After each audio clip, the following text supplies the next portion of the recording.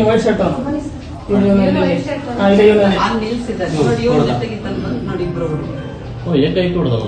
ಇವರಿಬ್ರು ಗೊತ್ತಾಗಿಲ್ಲ. ಈಗ ಪೇಷಂಟ್ ಕಡೆ ಯಾರು ಗೊತ್ತಾಯ್ತಾ? ಪೇಷಂಟ್ ಅಡ್ರೆಸ್ ಗೊತ್ತಾ? ಅವನು unknown patient sir, unknown patient. ಇವರು ಅನ್ನೋದು ಇವರು ಆ ಪೇಷಂಟ್ ಇಲ್ಲ ಇದರಲ್ಲಿ ಇವರು ನೌಕರರಿಗೆ ಬೇಕೇ ಬೇಕು ಹೋರಾಟ,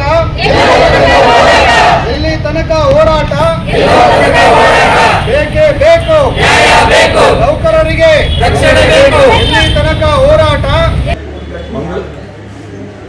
ಮಂಗಳವಾರ ರಾತ್ರಿ ಸರಿಸುಮಾರು 11 ಗಂಟೆಗೆ ನಮ್ಮ ಆಸ್ಪತ್ರೆಯಲ್ಲಿ ಮಲ್ಲೇಗೌಡ ಜಿಲ್ಲಾಸ್ಪತ್ರೆ ಚಿಕ್ಕಮಗಳೂರಿನ ಒಬ್ಬ ಕರ್ತವ್ಯ ನಿರತ ಡಿ ದರ್ಜೆ ನೌಕರರು ನಿಲಯ್ ಅಂತ ಅವ್ರ ಮೇಲೆ ಒಬ್ಬ ಅನಾಮಧೇಯ ವ್ಯಕ್ತಿ, ಅವ್ರ ಹೆಸರು ಈಗ ತಾನೇ ಗೊತ್ತಾಗಿದೆ, ವಿಜಯ್ ಅಂತೇಳಿ, ಇಲ್ಲೇ ಶಂಕರ್ಪುರದ ವಾಸಿ. ಆ ಹುಡುಗ ಶಾಂತಿನಗರ ಅವರು ಏಕಾಏಕಿ ಹಲ್ಲೆ ಮಾಡಿರ್ತಾರೆ. ಈ ಸಂಬಂಧ ನಾವು ಎಲ್ಲ ರೆಪ್ರೆಸೆಂಟೇಟಿವ್ಸು, ಡಾಕ್ಟ್ರು, ನರ್ಸಿಂಗ್ ಸ್ಟಾಫ್, ಶುಶ್ರೂಷಕರು, ದರ್ಜೆ ನೌಕರರ ಎಲ್ಲ ನಾವು ನಗರ ಪೊಲೀಸ್ ಠಾಣೆ ಸರ್ಕಲ್ ಇನ್ಸ್ಪೆಕ್ಟರ್ ಹತ್ರ ಹೋಗಿ ಇದ್ರ ಬಗ್ಗೆ ಮಾಹಿತಿ ಕೊಟ್ಟು ಅವ್ರ ಮೇಲೆ ಸೂಕ್ತ ಕ್ರಮ ತಗೊಳ್ಬೇಕು ಅಂತೇಳಿ ಅವರನ್ನು ಆಗ್ರಹ ಮಾಡೋದಕ್ಕೋಸ್ಕರ ನಾವು ಹೋಗ್ತಾ ಇದ್ದೀವಿ.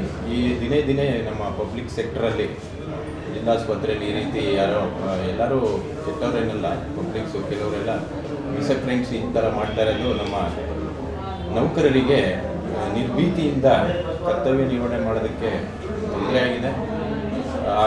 ಹಾಗಾಗಿ ನಾವು ಪೊಲೀಸ್ ಆರಕ್ಷಕ ನಿರೀಕ್ಷಕರನ್ನು ಭೇಟಿ ಮಾಡಿ ನಮಗೆ ನಿರ್ಭೀತಿಯಿಂದ ಕೆಲಸ ಮಾಡೋದಕ್ಕೆ ಒಂದು ವಾತಾವರಣ ಕಲ್ಪಿಸಬೇಕು ಅಂತ ಕೋರೋದಕ್ಕೋಸ್ಕರ ನಾವು ನಗರ ಪೊಲೀಸ್ ಠಾಣೆಗೆ ಹೋಗ್ತೇವೆ.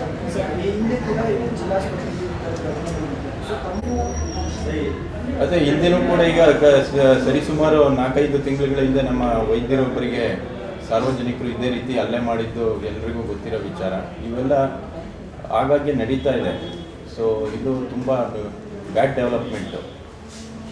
ನಾವೆಲ್ಲ ಭಯಮುಕ್ತ ವಾತಾವರಣದಲ್ಲಿ ಡಾಕ್ಟರ್ ಆಗಲಿ, ನರ್ಸಿಂಗ್ ಸ್ಟಾಫ್ ಆಗಲಿ, ಡಿ ದರ್ಜೆ ನೌಕರರಾಗಲಿ ಭಯಮುಕ್ತ ವಾತಾವರಣದಲ್ಲಿ ಕೆಲಸ ಮಾಡ್ಬೇಕಾದ್ರೆ ನಮಗೆ ಸೂಕ್ತ ಪ್ರೊಟೆಕ್ಷನನ್ನು ಸರ್ಕಾರ ನಾವು ಒದಗಿಸಬೇಕು.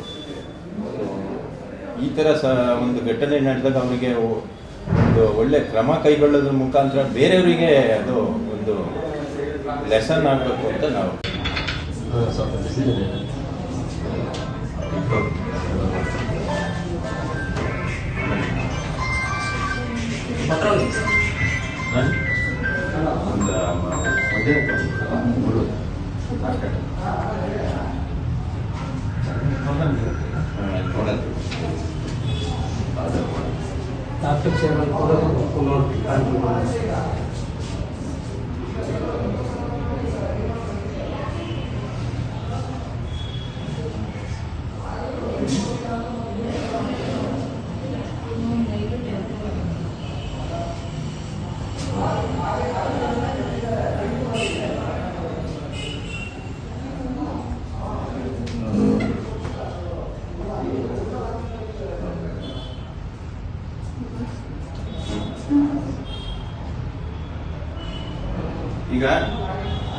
ಈಗ ಬರಲಿ